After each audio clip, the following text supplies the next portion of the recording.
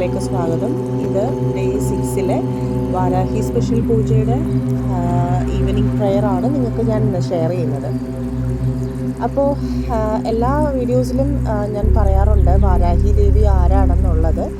പുതിയ ഒരുപാട് മെമ്പേഴ്സ് ഇതിനകത്ത് കാണുന്നുണ്ട്. ഇതുവരെയും സബ്സ്ക്രൈബ് ചെയ്യാത്തവരാണെങ്കിൽ ദയവ് ചെയ്ത് സബ്സ്ക്രൈബ് ചെയ്യുക. ലാസ്റ്റത്തെ വീഡിയോസ് ഒരുപാട് പേരും കമൻറ്റും പേരും സ്റ്റാറും പർപ്പസും ഒക്കെ കമൻറ്റ് ചെയ്തിട്ടുണ്ടായിരുന്നു. എല്ലാവരെയും പ്രാർത്ഥനയിൽ ഉൾപ്പെടുത്തിയിട്ടുണ്ട്. ലേറ്റസ്റ്റ് ആയിട്ട് വന്നവരെ എല്ലാവരെയും ഈ ഒരു പൂജയിലേക്ക് ഉൾപ്പെടുത്തുന്നതാണ്. അതുപോലെ തന്നെ സബ്സ്ക്രൈബ് ചെയ്യാത്തവർ ദയവ് ചെയ്ത് ഞാൻ ഒന്നുകൂടെ റിമൈൻഡ് ചെയ്യുന്നു, സബ്സ്ക്രൈബ് ചെയ്യുക, സൈഡിലത്തെ ബെല്ലൈക്കൺ ക്ലിക്ക് ചെയ്യുക. വാരാഹി ദേവി എന്ന് പറയുന്നത് വരാഹരൂപം പൂണ്ട ദേവിയാണ്. അതിശക്തമായ ദേവിയാണ്. നമ്മൾ വിളിച്ചാൽ വിളി കേൾക്കുന്ന ദേവിയാണ്. വാരാഹി ദേവിയുടെ അനുഗ്രഹം ലഭിക്കുമ്പോൾ നിങ്ങൾക്ക് ഒരുവിധപ്പെട്ട എല്ലാ പ്രശ്നങ്ങളും പരിഹരിക്കാനാകും. ആദ്യം വേണ്ടത് വിശ്വാസമാണ്. പ്രത്യേക ദൈവവുമായോ അല്ലെങ്കിൽ ദേവിയുമായോ ബന്ധപ്പെട്ട മന്ത്രം നാം ജപിക്കുമ്പോൾ ആദ്യം നമുക്ക് വേണ്ടത് എന്താണ്? വിശ്വാസം. അത് നമ്മുടെ ശരിക്കും പറഞ്ഞ പ്രാർത്ഥനയ്ക്ക് ശക്തി കൂട്ടുകയും നമ്മുടെ എല്ലാ പ്രാർത്ഥനകൾക്കും ഉത്തരം ലഭിക്കുമെന്നും ഉറപ്പാക്കുകയും ചെയ്യും. വാരാഹി ദേവിയുടെ മന്ത്രഫലം എന്ന് പറയുന്നത് വളരെ അതിശയകരമായ ഒരു ഇതാണ്.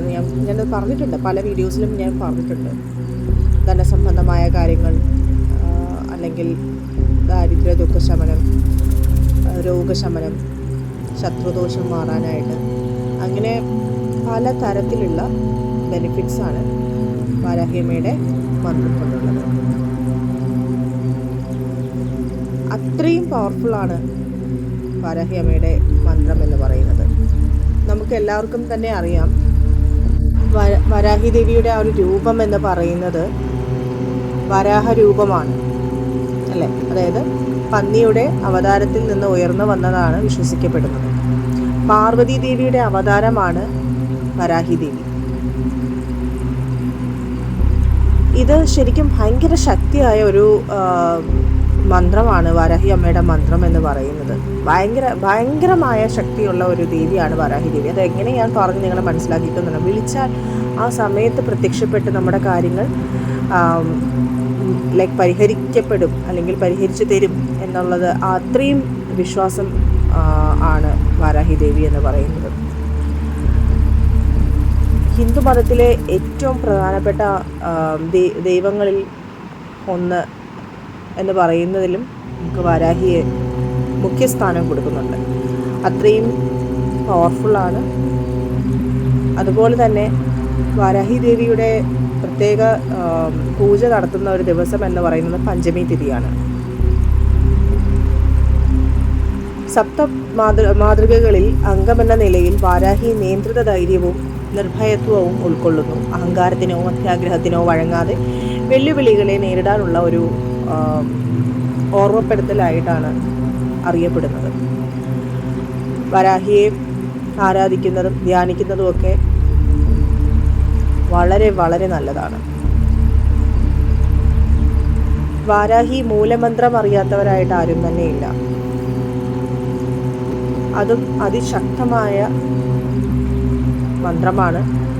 ആ ഒരു മന്ത്രം ദിവസേന 3 തവണയോ 21 തവണയോ 108 തവണയോ, അല്ലെങ്കിൽ വാരാഹി മൂലമന്ത്രം എന്ന് പറയുന്നത് ശരിക്കും ജപിക്കുന്നത് വളരെയധികം ആത്മീയ പ്രാധാന്യമുള്ള ഒരു മന്ത്രമാണ് കേട്ടോ.